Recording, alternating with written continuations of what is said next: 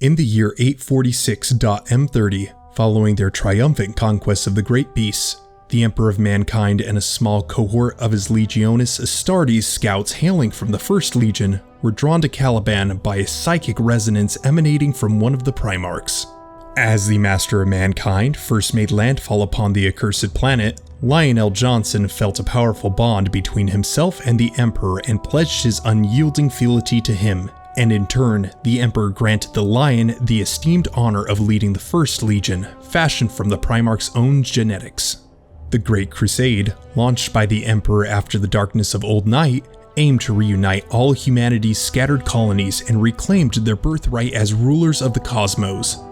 The Emperor's Legion of Space Marines cleansed entire star systems of their Xenos oppressors, paving the way for the Imperium's expansion throughout the galaxy. It was during one of these imperialistic conquests that word reached the Emperor's scouts, heralding the rediscovery of the forsaken world of Caliban, purportedly home to one of the lost Primarchs. A select band of the First Legion, mostly veterans of the Host of Death, would venture forth as the Emperor's personal entourage to Caliban, for the bulk of the Legion was entrenched in the front lines of the Great Crusade, executing the Emperor's grand vision. Clad in the formidable black armor emblazoned with the mortuary symbols that had become their emblem, the Dark Angels marched before the stronghold of the Order. The ancient legend of Calibanite lore came to life before their very eyes. It was a sight to behold. The mighty lion at the forefront, his legionaries kneeling in reverential obeisance as the Emperor of Mankind greeted his prodigal son.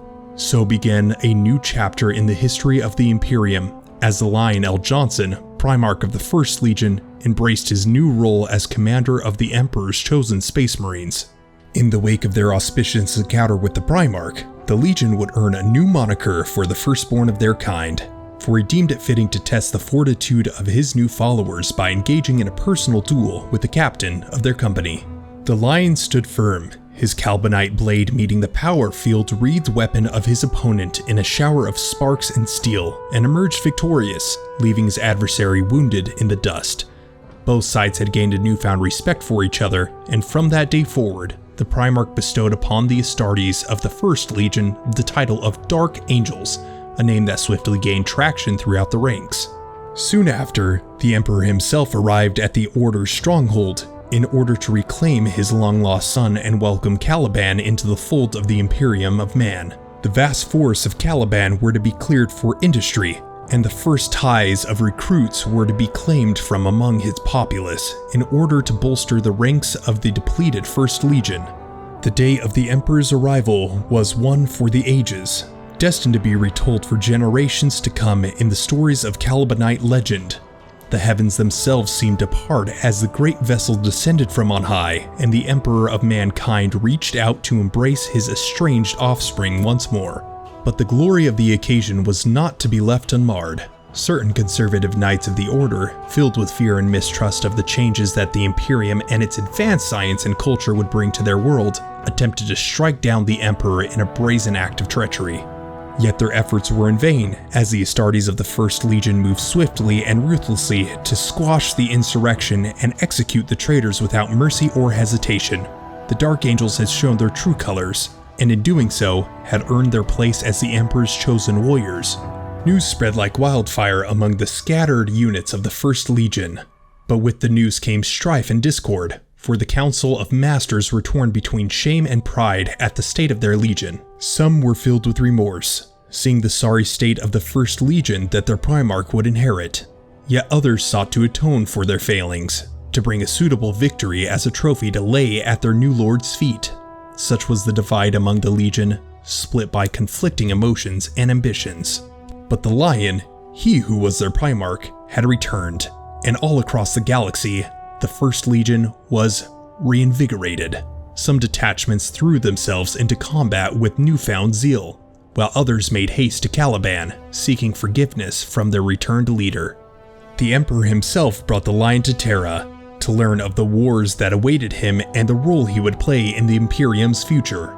And on Caliban, the Space Marines who had accompanied the Emperor put aspirants through rigorous trials and competitions, testing their mettle and character. for only the strongest and most dedicated were deemed worthy of joining the ranks of the First Legion. The fate of the Imperium rested on their shoulders. The Legion had been reborn, and with their Primarch at their helm, they would carve their way through the galaxy, fighting for glory of the Emperor and the future of humanity. In the wake of the Lion's arrival back on Caliban, the planet was plunged into tumult. The knightly orders that had long vied for dominance were now faced with a new reality, the arrival of the Primarch and his Space Marines, who stood united in purpose and unyielding in will. It was time of great change, a time when the fate of Caliban and its people hung in the balance. For many, the trials and competitions held by the Dark Angels were seen as a chance to prove themselves worthy of a place among the Astartes. But these trials served a more crucial purpose, to determine if Caliban's population was genetically pure enough to be considered as a recruiting world for the First Legion.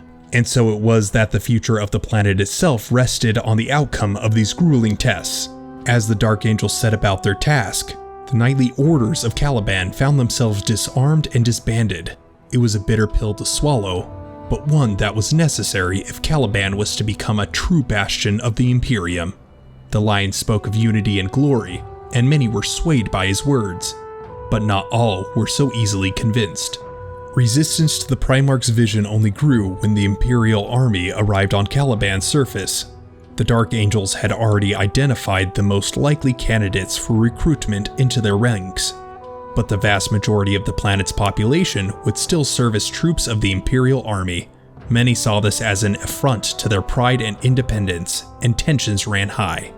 Yet for all the turmoil and uncertainty, there was a sense of excitement in the air. The arrival of the Primarch and his legion had brought with it a promise of a new era, a time of unity and glory under the banner of the Emperor. For those who had the strength and courage to see it through, there would be no greater honor than to serve alongside the Dark Angels in the battle to come. In a flash of time that defied comprehension, the verdant forests and grand castles of Caliban were transmuted into a crucible of war. The rhythmic beat of hammer and the thunderous march of armored boots echoed across the once peaceful world, as the people of Caliban toiled tirelessly to ready themselves for interstellar conflict that loomed on the horizon. The Emperor's agent had descended upon the world, their titanic machines of war carving through the dense foliage with ruthless efficiency, leaving naught but barren earth in their wake. Mines and foundries were swiftly erected, their hulking furnaces belching black smoke into the sky as they churned out an endless supply of war material to fuel the Emperor's unstoppable advance. And as the sprawling industrial complexes grew, towering cities arose to serve their insatiable appetite for resources. The traditional villages and towns that had once dotted the landscape were emptied of their citizens, their inhabitants whisked away to serve the Imperium's insatiable thirst for soldiers and workers alike. The auspicious moment had come, when the chosen few had displayed unparalleled bravery, unyielding stamina, and Herculean strength during the grueling Astartes trials were deemed worthy to be inducted into its glorious ranks of the First Legion. News had spread throughout the galaxy that the Astartes had made their final selection for advanced training and the gen enhancements required to join their ranks. These valiant aspirants, whose courage had been proven beyond doubt, had endured the grueling trial of the First Legion and emerged victorious. Through the application of the Imperial science and the wonders of gene seed, they were transformed over the course of several standard years into battle brothers of the newly renamed Dark Angels, the glorious First Legion. But not all who had answered the call were destined for such greatness. Though Luther had also been chosen by the Astartes to join their ranks, he and many others of the Calibanite knightly orders were deemed too old for the implantations of gene seed. Instead, they underwent a rigorous regimen of genetic, surgical, and biochemical enhancement procedures designed to elevate them beyond the capabilities of mere mortals. They were now taller, stronger, and quicker than any human, but still not true Astartes. It was a bitter truth to swallow, as Luther and his comrades watched the Astartes surge past them in power and skill. They were surrounded by those who had once been their squires and junior knights, now transformed into living legends. Yet despite their setbacks, Luther and the others remained steadfast in their loyalty to the First Legion and the Emperor, and pledged to serve them with all of their enhanced might. Luther, the steadfast and loyal servant of the Lion, remained his trusted second-in-command within the First Legion. He had earned his position through sheer merit and unwavering dedication to the Imperial cause. Yet despite his achievements, he could not shake off the nagging sense of inadequacy that gnawed at his heart. The constant reminder of his mortality and lack of full Astartes status weighed heavily on his soul, and he felt as though he was constantly being judged and found wanted by those around him. But despite these doubts, Luther remained resolute in his duty to the Lion and the Imperium, ready to lay down his life for the cause at any moment's notice. Lionel Johnson, first among the Emperor's chosen, was a being of singular focus and relentless determination. His brothers, and their fanciful ideals and personal vendettas, were but distractions to his true purpose: the eradication of all threats to mankind. He knew that the war that he had fought on Caliban was only a prelude to a greater battle for the fate of the galaxy. With the mind as sharp as his blade, he saw through the complexities of strategy and tactic, seeing only the end goal of victory. While others wavered and hesitated, the Lion plunged forward, unwavering in his commitment to the Emperor's cause. Some called him dour and morose, but such labels meant nothing to a warrior whose sole purpose was to kill. He was more than a man, yet less than a god, a primal force of destruction unmatched by any of his kin.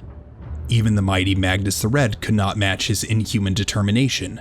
He could meet Fulgrim's blade and counter Rabute Gilliman's strategies, for though some may surpass him in certain tasks, in a grander scope of battle, there was none his equal. The Lion held no time for Sanguinius's chivalric ideals, Mortarian's irrational grudges, or Fulgrim's fixation on beauty. He saw such emotions as distractions from the true goal, the eradication of mankind's enemies. His unwavering focus and unyielding confidence, which some may consider as arrogance, earned him few friends, yet swiftly propelled him to the head of his legion, faster than any of the Primarchs rediscovered before him. Truly, Lionel Johnson was a being of singular purpose, whose dedication to the Emperor's cause was unmatched by any other. Yet the First Legion had fallen in a state of disarray and disunity. Bereft of purpose and direction in the vast expanse of the Great Crusade, a powerful fighting force they remained, but their teachings had become outdated, and their knowledge was surpassed by their younger brethren. It was a time of great need, and a time for a hero to rise. And rise he did. Lionel Johnson came to his children at a time of great turmoil.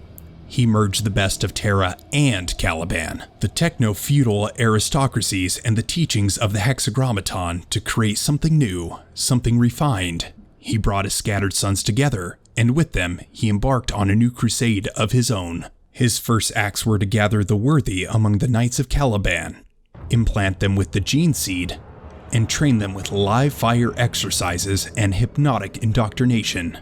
He was a visionary, and he envisioned a new beginning for his legion, one that would match his own methods and his own vision for the Emperor's Great Crusade.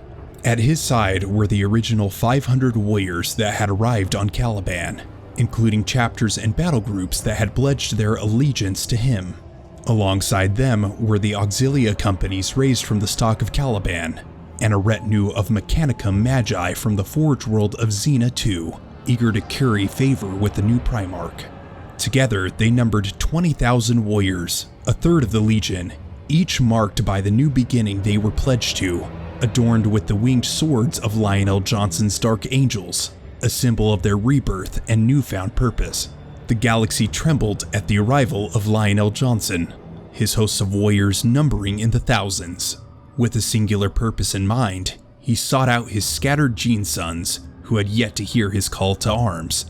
Amidst the countless armies fighting for the Emperor's glory, the task seemed insurmountable. But the Lion was no ordinary Primarch, and his genius shone through as he devised a plan to locate his lost warriors. The tech adepts of Xena II, eager to win favor with their new gene father, used their advanced technology to sift through the vast databanks of Divisio Militaris. The Lion's keen mind combined with the adept's skill allowed them to pinpoint the battles where his legion bled and died, and in doing so, track down the scattered remnants of his army. But when the warriors of the First Legion heard their Primarch's approach, they did not celebrate. Instead, they fought with greater furiosity, determined to offer their Genefather nothing less than victory. They hurled themselves into battle, heedless of their own safety, fighting to the last man so that when Lionel Johnson arrived, he would see the fruits of their sacrifice and know that his sons were worthy of their name. Each battle-worn company received their new master with silent courtesy and brief but solemn vows of allegiance, and each was tested by the Primarch himself before they joined the ranks of his growing entourage. For the Lion demonstrated his worth by his actions and skill rather than words and vague promises. He allowed those who doubted him to match their blades against his in honest combat, so that none among the Legion could question his right to lead after such a trial. In a few short standard years, the Lion gathered nearly 100,000 warriors, a vast majority of his Legion, and led them to the ancient stronghold of the First Legion on Grammary. There, surrounded by the dusty trophies of the past, he made his Legion whole once again. He faced the ceremonial champion of the Councils of Masters in the Ring of Honor, battling Pyrrhus Calgat, the master of the Host of Fire, in an hour-long duel that has since become legend. With this final trial, he accepted the titles of Grand Master of the First Legion, the Six Wings of Hexagrammaton, the High Preceptor of the Order Militant, and the First Legion, consolidating the leadership of the entire Legion under one banner. Though some within the Legion harbored misgivings at the sudden changes the Primarch brought to the century-old doctrines of the Legion and the shift in authority he represented, none could deny the strength of his leadership. And so, Lionel Johnson, with his mighty prowess in battle and his iron will, forged his Legion anew, ready to face the challenges that lay ahead in the Emperor's Great Crusade. Before the assembled warriors of the Dark Angels, their Genefather spoke words that would forever echo through their halls of history. His voice rang out like a call to arms, commanding the attention and loyalty of every warrior in his presence. With a solemn and steadfast gaze, he swore an oath to bind his Legion to their new purpose, an oath that would serve as a beacon of hope in the darkness that threatened to engulf the galaxy. His words were etched into the annals of time, inscribed in the ancient tomes of the Council of Masters. "We are the Angels of Darkness," he declared, his voice ringing out with conviction. "No peace shall we know, no end but war and death. We shall not walk in gilded halls of mankind's future, but stand firm in the shadows beyond. While we draw breath, this Imperium will not falter, and we shall not taste defeat. I pledge every warrior, every drop of blood in the Legion to the cause of victory, no matter the cost." The warriors of the Dark Angels listened in rapt attention, their hearts afire with the words of their Genefather. For in his oath, they saw the promise of glory and the assurance of victory. They knew that no matter the trials that lay ahead, they would stand together, united in their purpose and unwavering in their resolve. And with their Genefather leading them, they would fight until the end of days, in need be, to ensure that the Imperium prevailed. Hey guys, thanks for tuning in to another episode with us. Again, this is a brand new YouTube channel, so if you're interested in getting more lore like this, not just about Lionel Johnson, but the other Primarchs, please hit the like and subscribe button, click the bell notification so you're going to be alerted on all of the new videos that we're coming out with, as we're going to be covering all of the Primarchs, and on top of that, leave a comment letting me know exactly who you want covered next. Until next time guys, bye.